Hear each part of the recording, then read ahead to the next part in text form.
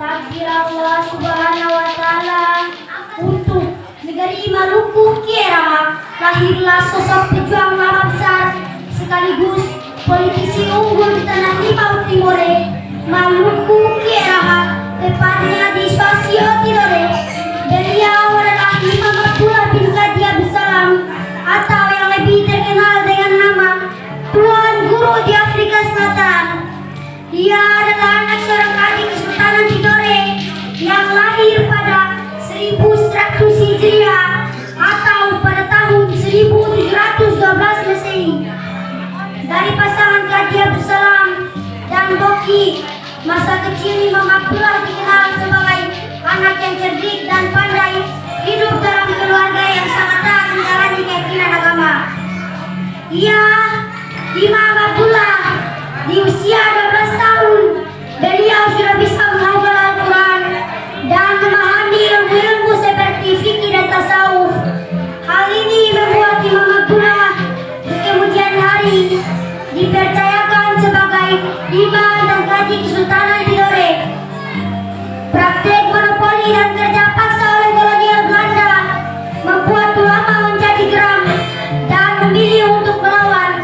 Pada tahun 1763 di Tidore, Tuan Guru mengusulkan Tuan Guru ditangkap oleh Belanda dengan ketiga saudaranya, yakni Abdurrahman, Badarudin dan Nurul Imam. Mereka dibawalah ke Ternate, ke Ambon, lalu ke Batavia, dan akhirnya diasingkan ke Cape Town, Afrika Selatan. Tuan Guru tiba di Cape Town dengan kapal VOC Jetpar pada tahun 1780. Semangat perlawanan yang berkobar-kobar atas penjajahan Belanda terus dikembangkan dengan cara melakukan organisir dan propaganda dari desa ke desa. Bahkan mimbar-mimbar tempat ibadah atau masjid, Imam Abdullah telah membakar semangat perlawanan terhadap kolonialisme Belanda. Di tahun 1793, Tuan Guru mengusulkan kepada pemerintah Afrika Selatan yang kala itu dikuasai oleh Belanda untuk membangun masjid. Tahukah Bapak Ibu bahwa usulan membangun masjid tersebut ditolak oleh Belanda? Sebab Belanda khawatir Islam mampu mengancam kekuasaan mereka. Belanda pun melarang praktek sholat dan ibadah umat Islam di sana kala itu. Tetapi Tuan Guru sama sekali tidak peduli. Beliau bahkan pernah melaksanakan sholat Jumat. Bahkan sholat Jumat itu sholat Jumat pertama yang dilakukan secara terbuka. Pada satu waktu takbir dikumandangkan dan sholat dilaksanakan. Hal ini membuat Belanda tidak nyaman. Polisi dikerahkan untuk menangkapnya dan mengatakan bahwa apa yang dilakukan dilarang menurut hukum. Tetapi Tuan Guru sama sekali tidak peduli.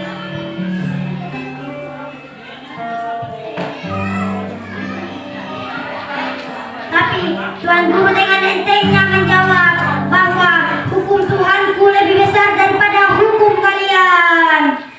Bagi Tuan Guru, hal terpenting di saat ini adalah masjid. Bahkan kata ia rela tidak mempunyai tempat tinggal daripada tidak mempunyai rumah Allah. Maka Tuan Guru ditangkap dan dipenjara untuk kedua kalinya.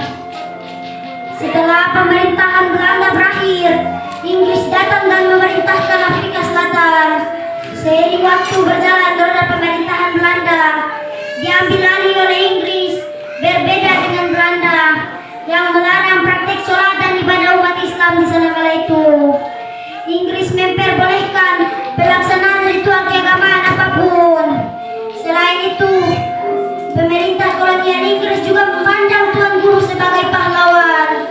Mereka menawari hadiah sebagai keberaniannya melaksanakan sholat Jumat dengan memberikan tanah untuk mendirikan rumah Allah dan diberikan kebebasan beribadah. Tuan Guru pun mendirikan masjid. Masjid dibangun di atas tanah milik budak yang dibebaskan oleh koridor Van Zeilen. Masjid yang dibangun pun diberi nama awal karena merupakan masjid pertama yang dibangun di Afrika Selatan. Sampai saat ini pun masih tetap Alexis. Selanjutnya, Tuan Guru menikah dengan Kiai Jafar Dekap dan tinggal di Cape Town.